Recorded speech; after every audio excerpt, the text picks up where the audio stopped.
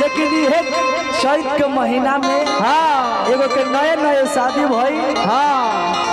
आवते आवते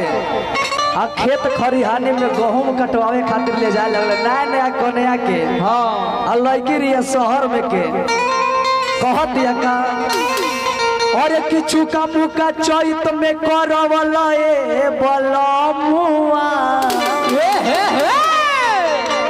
ए राजा जी हमरा तो कबो हसुआ के बेट धैले तू धैले नहीं है कि ना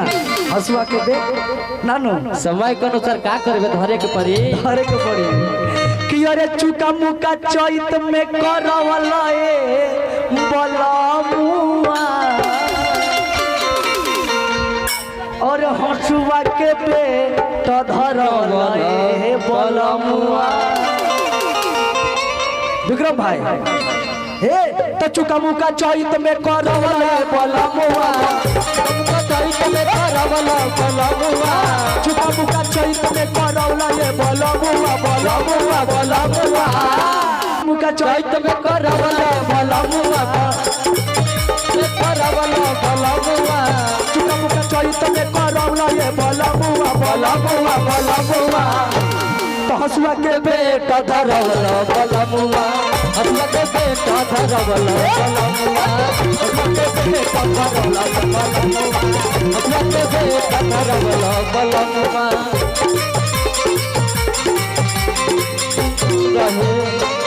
या रहे कुमार रहुआ कतल रहे सटल रहे हटुल ही रहे रहुआ सटल रहे रहुआ सटल रहे के बेटा धरवला बलमुआ हसुआ के बेटा धरवला बलमुआ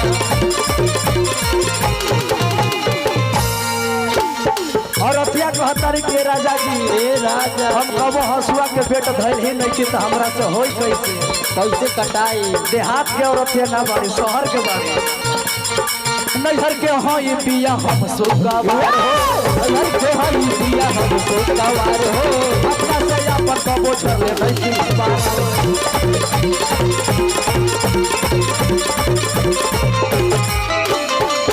नैहर में इतना सुकुवार बाड़ी हाँ कि अपना से कबो अभी तक बार नहीं की झरले हाँ पढ़त लिखत रह तो हम हसुआ के बेट धरब कैसे ये राजा जी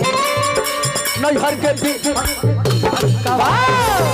के हई राजा हम सोचवार हो अपना से अपन कबो धैले बार हो ए राजा जी चुका मुका चैत में करौला ये बलमुआ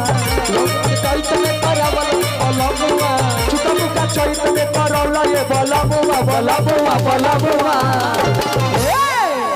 ए राजा जी हमरा से ना होई अरे तो चुका मुका चैत में अरे करवला ये बलमुआ ना होई तो का करबे नैहर जइबे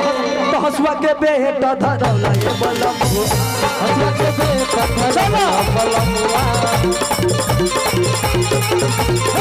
हसुआ के बेटा धरौला ये बलमुआ हसुआ के बेटा धरवला बलमुआ हसुआ के बेटा धरौला ये बलमुआ हसुआ के बेटा धरौला ये बलमुआ हसुआ के बेटा धरौला बलमुआ संपर संपर हसुआ के बेटा धरौला बलमुआ